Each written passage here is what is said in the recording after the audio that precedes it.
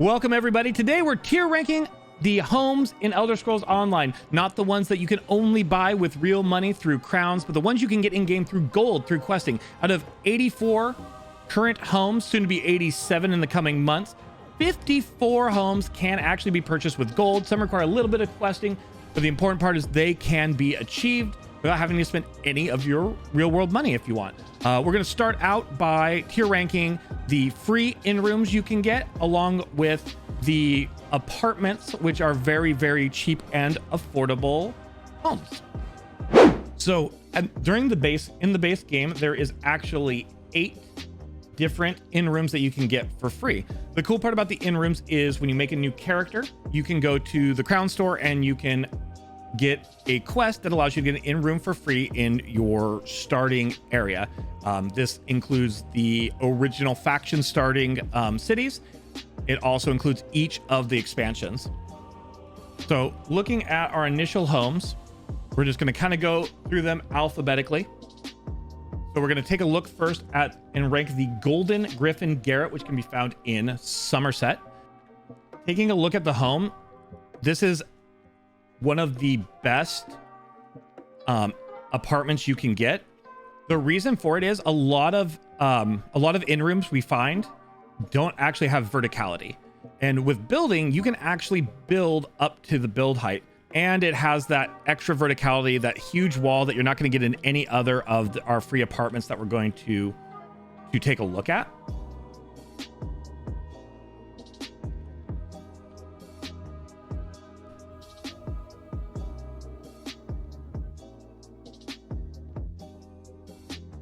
And what we're going to do is using on PC, if you use the add-on EHT, the enhanced housing tools, you can view people's homes. So what we're going to do is we are going to look at a Golden Griffin Garrett and look at kind of a furnished version of it that someone's put up. Shutterbug utilized the space for furnishings to make this enchanted indoor area, and you can see how they were able to really take advantage of how tall this was to put effects and stuff above to create this kind of starry sky effect. So the last thing that's important to note when we're looking at in-rooms is in-rooms are going to give you 15 items can be used in decorating your in-rooms. So you can use 15 furnishing items. You can use 1 special item, 1 collectible, 1 special collectible, and you can have up to 2 players in your home at any time. Now, if you have ESO plus, these numbers double. So you'd have 30, 2, 2, and 2. So it's actually a decent, for the space you have, is actually really a decent amount of stuff to work with. The Golden Griffin Garrett, for its location in Somerset to one of the best crafting areas, for the fact that it has the most verticality out of any in-room, the fact that it has a very large floor plan, Golden Griffin Garrett is clearly a must-have. If someone was picking their first in-room, I would highly recommend getting this one. Obviously, in considering in-rooms, your starting zone in-room is the best one to take since it'll be easier for travel. But as far as decorating, this is probably the single best house we're going to look at in this category. All right, so the next home we're going to look at is Mara's Kiss Public House. This is the free in-room in the Aldmeri Dominion starting city of Vukelgard, which is located here in Aridin. So if you intend to kind of explore the game doing your faction storyline first in your Aldmeri Dominion, there is some benefit to choosing this home simply because it's right there, and fast traveling to your home is free versus a way shrine. However, it's not too much to travel if you have to fast travel without a way shrine. Looking at Mara's Kiss though, this is very small space. It has not a lot of verticality to it. It's relatively short. As you can see just from walking around the space, it is not a very sizable place. Caffeinated Mayhem put together this Jester Shrine. So as you can see, the small space does work for a single room in a lot of ways.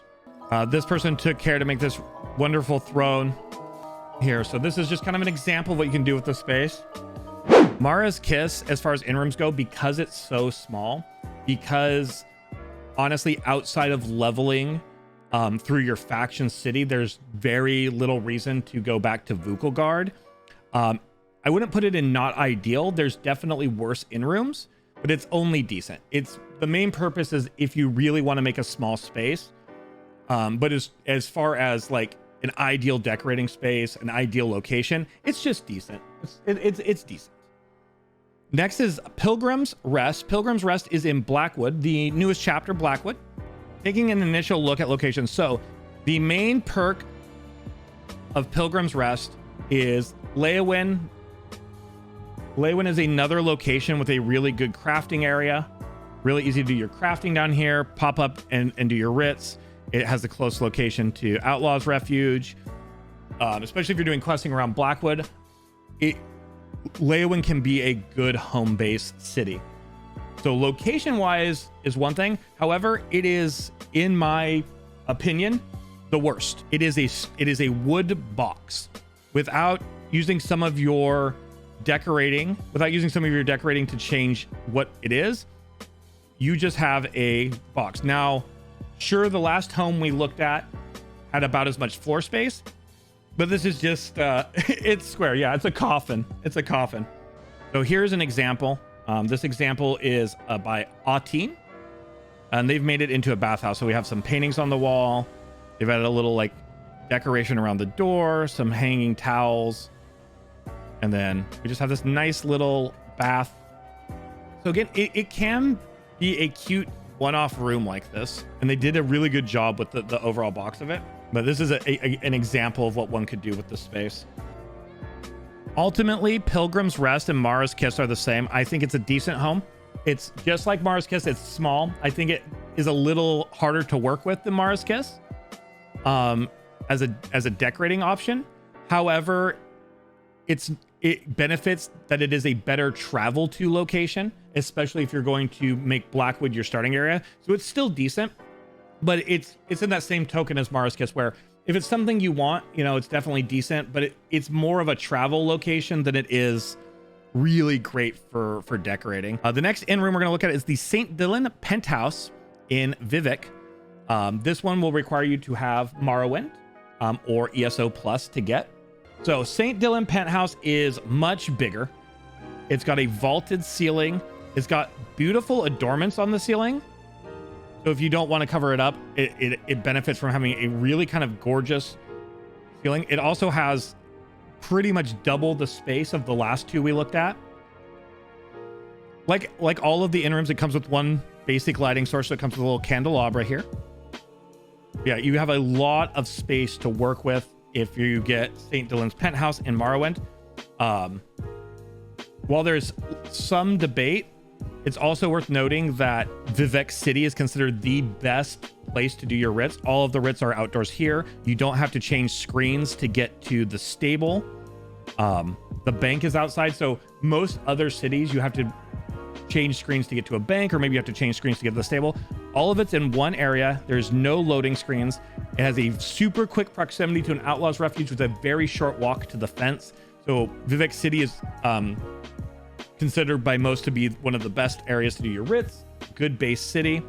In addition to that, it is a large space with a beautiful ceiling to use. It's just a beautiful big round room.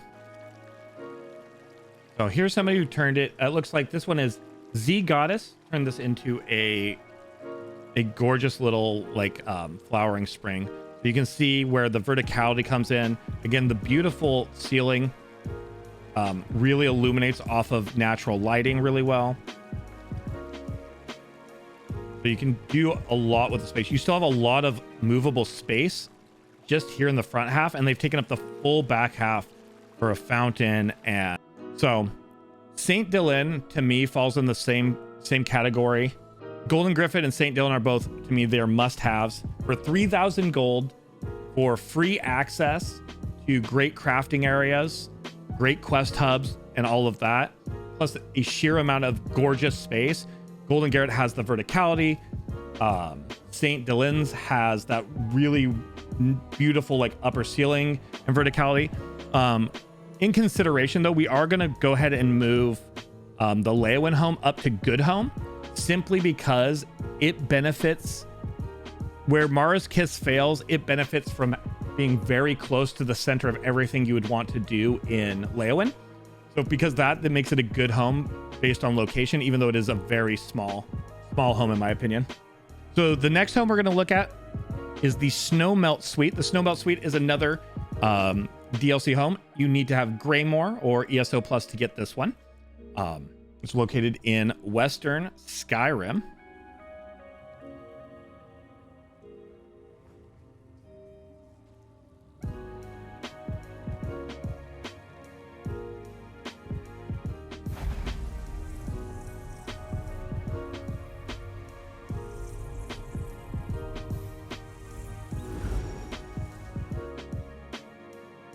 So the Snowmelt Suite in Western Skyrim.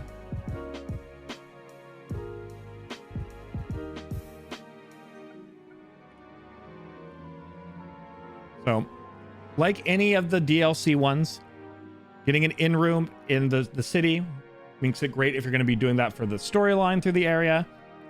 It's not too far off the crafting areas, the trainings and things like that. However, you do have to go through a loading screen because mount training, if you're training mounts, speed still is through a loading screen. The Outlaws Refuge is also quite a journey to get to. So as far as long-term crafting after zone questing, it's not as ideal as Vivek or even Leyawiin in that regard. And one of the reasons I moved the Leyawiin home up a thing is this one is an even worse wood box in my opinion. It's even smaller on the floor. It is slightly smaller, not a lot, but slightly smaller than the home in Leyawiin. It has a little less verticality, and it doesn't benefit from built-in architecture. So unless you really want the kind of rundown style of walls, it also doesn't have a naturally beautiful interior to it. And it doesn't benefit from long-term proximity as much as other homes we've looked at have. Shutterbug. This is Shutterbug, Snowmelt Suite. Shutterbug, member of the community, has really managed to turn this small space and make it sing. So you can make any space great, and Shutterbug has done a really great job here. I also really like what Shutterbug did, which is create this kind of outdoor area with inside to a degree. So you see the wolf in the trees outside, really kind of making this like wonderful little like stabled area. It's a really great job with that. So Snowmelt Suite, because of the loading screens and the non-ideal crafting areas, other than doing questing throughout Western Skyrim, Snowmelt Suite has to fall into the decent home category. Not ideal, it's not horrible. But like Mars Kiss, it's just kind of decent. Next up is a lot of people's favorite. We are going to be looking at the Sugar Bowl Suite in Rimmen. It's also inside, it is a box, but it is a very much larger box than what we have seen from both Leyawiin and Western Skyrim.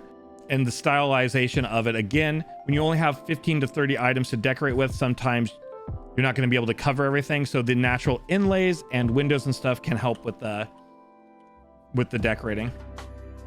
So this is Zoran's Sugar Bowl Suite. As you can see, this one actually works out really well because, as I was mentioning, given as this is a wider home, Zoran actually took advantage of that to use a wall right here and divide up the space in a great way that would be harder to do with the kind of smaller apartments.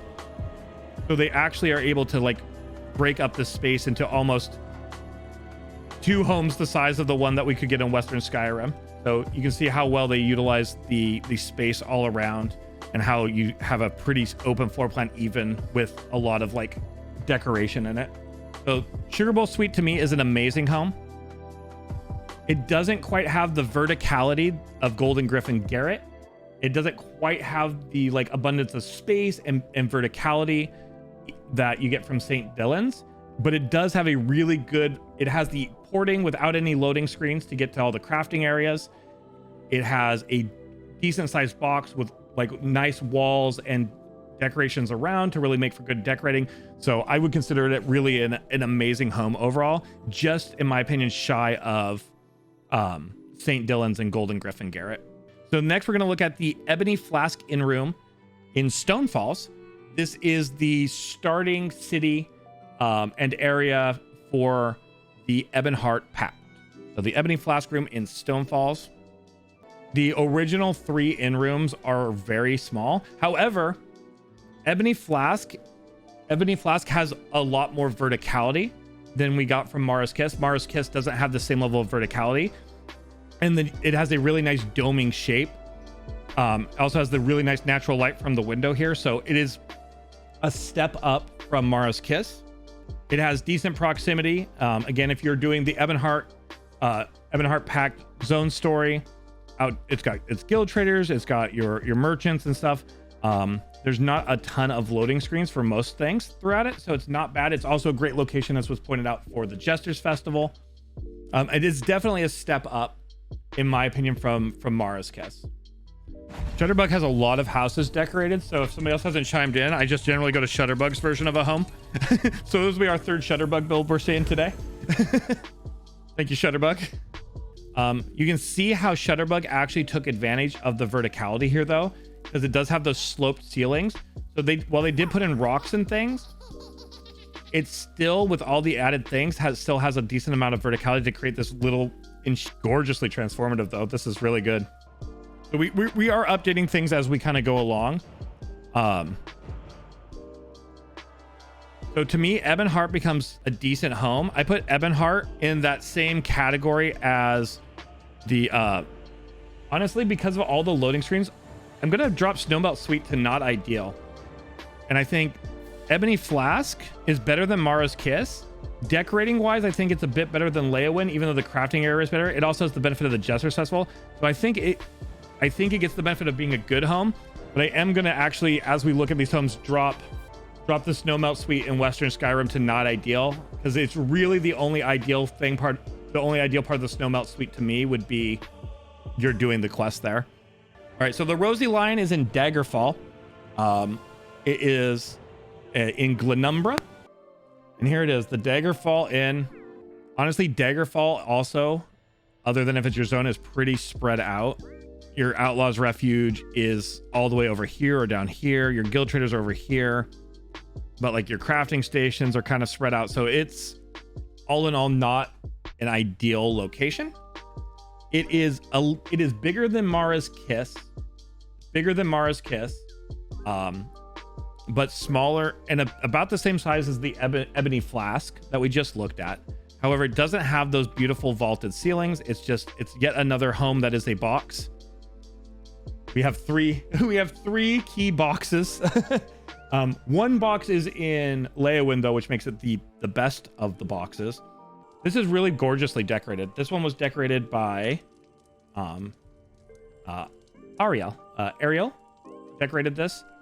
And they just made a really cozy little kind of Christmas cottage here. It's well lit. So to take advantage of the box space, they did a great job of keeping all of their furnishings for the most part around the walls. And then they carpeted it. So here's an example of where the windows can come in, though, since this is a box that has windows. So the windows actually help with the decoration of the room here. So a really well done little in room here. The Golden Griffin, Garrett, and